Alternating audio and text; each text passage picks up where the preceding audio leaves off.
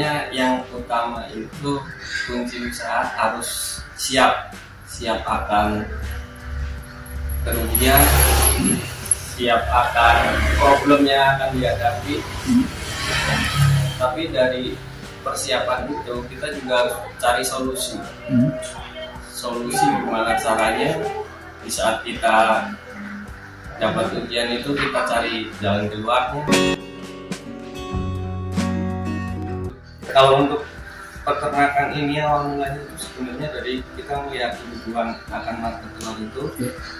Jadi sebelum kita ternak itu yang kita lihat dulu itu dari prospek pasar untuk telur bebek itu sendiri.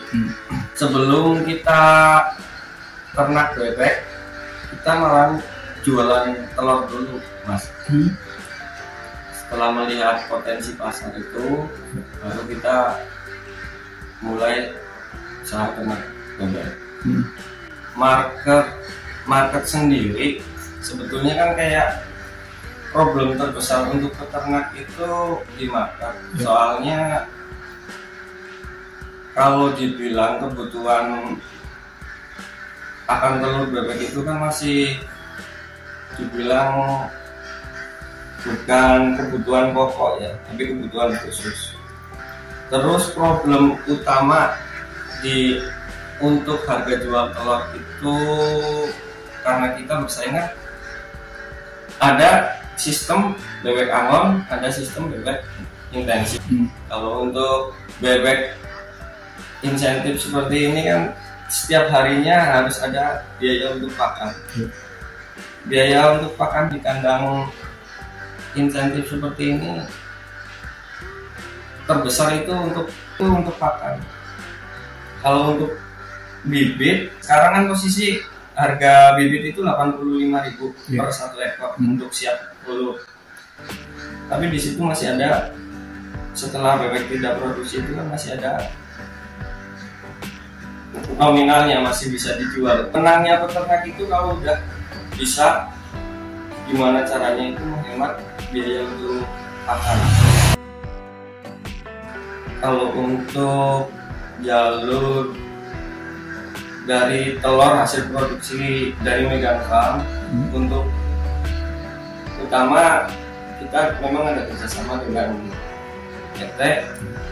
Keduanya untuk penghasil lokal, pemasaran lokal melingkup Jogja, Bumen, Magelang,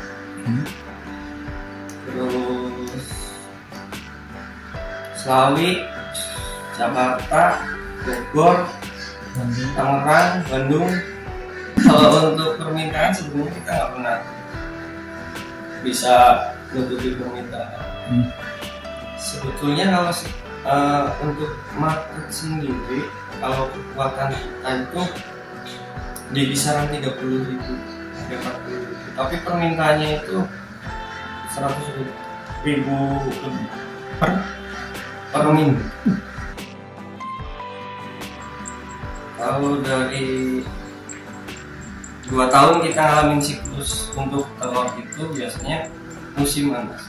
Ada dikala waktu dimana buang telur kayak kita mau buang telur 2.000, 3.000 aja udah susahnya luar biasa. Itu biasanya di bulan, ada namanya bulan Suro.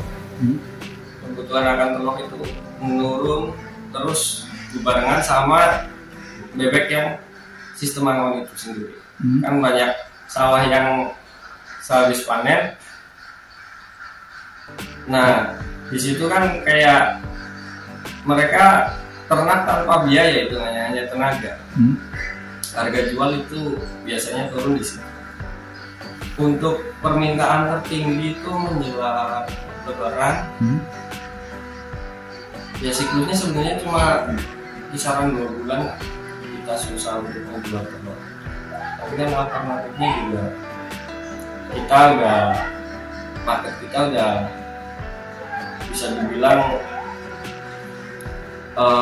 siap lah untuk nampung telur dari peternak.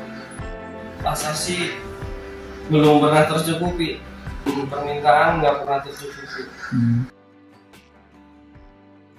yang utama sih kalau modal ya Pak. Setiap usaha kan pasti ada jatuh bangun gitu. Ya bagaimana kita mengatur strategi untuk bertahan dan mencari keuntungan yang itu yang utama. Satu, kedua menjaga kandang itu selalu kering supaya bebek pun menjadi nyaman.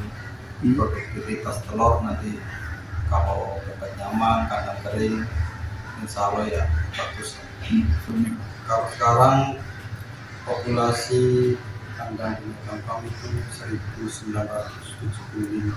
Jadi sekarang telur produksi telur itu kisaran 850 per satu hari. Kalau di sini ada 27 kotak total yang baru keisi itu bisa 23. Kalau satu kotak isi 90 ekor. Kita mengukur kapasitas ukuran dari kandang kita. Kalau itu kandang kita 6 kali 5 lah, 30 meter. Jadi kita ngasih per 1 meter 1 ekor. Masing-masing Mbak, ada Cirebon, ada terus Soloan juga. Cuma satu jenis ya. Kalau binatang farm itu ya umur 5,5 bulan lah masih kandang. Jadi mungkin adaptasi di kandang sekitar 1 bulan nanti sampai dia produktivitas total. Kalau di sini Solo juga bagus. Produksi telurnya itu bisa mencapai 80-90% ya. Kalau di kandang itu pakai malingo kita. Jadi sentra makan jadi dari KPK. Dalam 1 hari sekali kita ngasih pakan. Jadi 100 ekor kita ngasih 12 kilo. Kita dari pembersihan, terus perawatan menjaga kandang supaya selalu kering. Terus air minum setiap hari, pagi sore kita ganti. Kondisi lah, sirkulasi udara di dalam kandang pun kita kontrol supaya bebek nyaman. Jadi sirkulasi udara dalam kandang itu selalu kita kasih blower juga Pak. Penggantian rang minimal 3 hari lah kita tetap berang baru supaya kandang selalu kering. Bebek nyaman, produktivitas telur nanti bisa.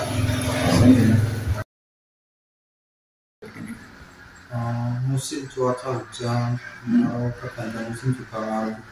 Kalau lagi hujan itu kan dingin, penyakit semua paling itu pun jarang, palingnya 1-2 ekor, kematian pun jarang. Kita karantina mandiri. Kalau ada yang terkena small, kalau pengobatan kita pisahkan, dipisah dari dalam kandang itu kan kita karantina mandiri. Kalau apa sih, kalau untuk pemula yang mungkin yang bagus ya dari sistem pencahayaan untuk kandang juga, sirkulasi udara dalam kandang. Kadang kalau di kandang sih kita mati ya sekitar 8 bulan sampai 10 bulan. Untuk ke 1 tahun sudah bulan ke sana udah mulai kontraksi. Kita jeli Pak, kita mengamati, kita ambil mana telur, mana bebek yang udah nggak produksi kita ganti air biasa pun nggak apa-apa. Paling kita penambahan vitamin per 1 minggu sekali kita kasih vitamin supaya menjaga kesehatan si bebek untuk produktivitas telur. Kita ya selalu menjaga bebek supaya tetap produktivitas maksimal, bebek pun tidak stres gitu. Menjaga kandang selalu bersih, kering, pemberian air minum yang bersih, steril. Kalau indukan biasanya itu kita ngambil dari lokal, tapi DOD itu biasanya dari Klaten Soloan. Akhir larinya ke pemotongan Mas. Jadi rata-rata untuk harga jual aku itu kisaran 50 sampai 55 ribu. Kalau harga telur untuk saat ini kan, kalau harga telur lebih fluktuatif ya. Kalau untuk saat ini kita di harga 2.300 untuk ukuran AB, dan untuk ukuran gede itu 2.000. Pengembangan, bicara tentang pengembangan, kita lebih ke, kalau dari kandang itu kita gimana caranya menghemat untuk biaya sama itu. Perencanaan itu kita mau mixing pakan sendiri, pakan olahan, terus planningnya itu sama bibit. Jadi kadang biaya pembengkakan itu awal bibit masuk ke kandang.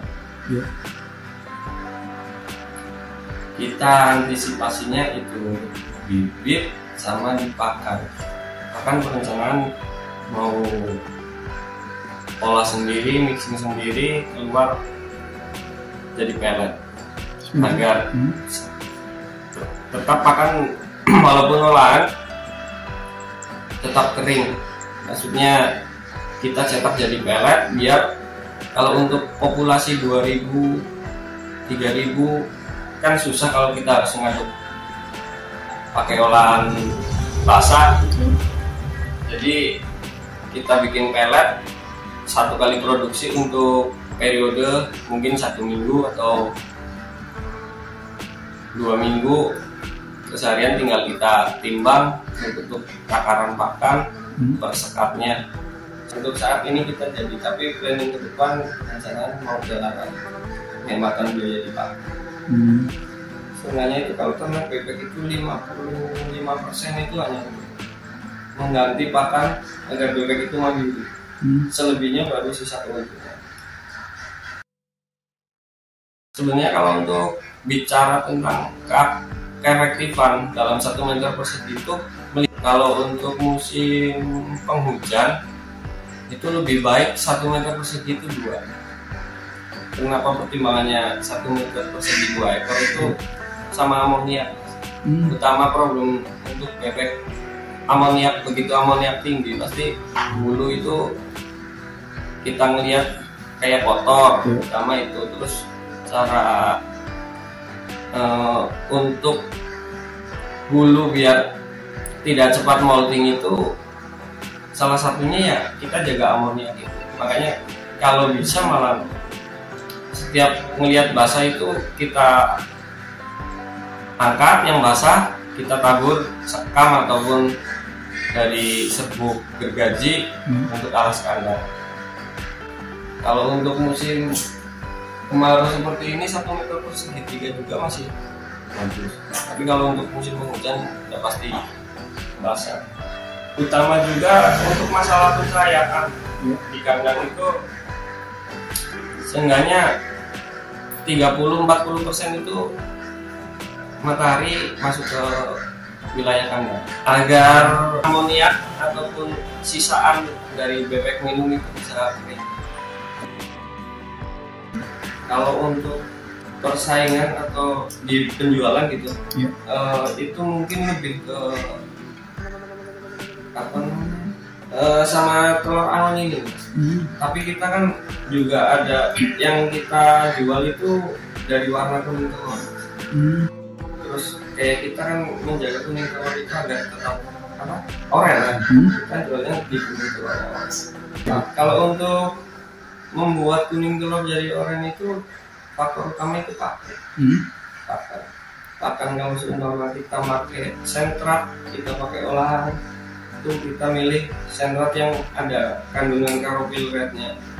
Kalau untuk pakan jadi mungkin sekarang rata-rata udah ada untuk penguning agar agak kemerahan di telurnya.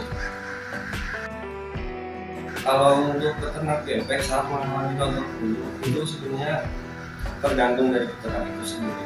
Kayak untuk mempertahankan bebek yang rontok bulu, setelah rontok bulu kita tetap mau pelihara itu perlakuannya khusus Mas. Jadi diberi pakan, kalau bisa pakan alternatif untuk penghematan biaya. Setelahnya itu paling kan usia kisaran 1 bulan untuk penumbuhan dulu, 1 bulan setengah bebek itu udah mulai produksi. Kita juga ngelihat dari tubuh bebek itu sendiri, kalau seumpama masih kencang gitu, itu masih bisa kita pertahanin. Sebenarnya kalau untuk usia akhir itu di kisaran setelah periode pertama kisaran 8-10 bulanan, kita tetap pelihara, kita pertahanin 1 bulan setengah, setelahnya produksi mungkin lebih panjang. Kalau bagusnya itu sebenarnya 2 periode. Setelah 2 periode kita aktif untuk mencapai, kan kita nyarinya presentasi ya untuk perhitungannya. Kalau untuk periode setelahnya itu susah, untuk mencapai 70% juga udah susah. Itu udah terlalu tua. Ya harapan kita dari Megan Farm untuk jangka kedepannya ya menjadi salah satu pionir ataupun peternakan terbesar di wilayah Pegunungan sendiri.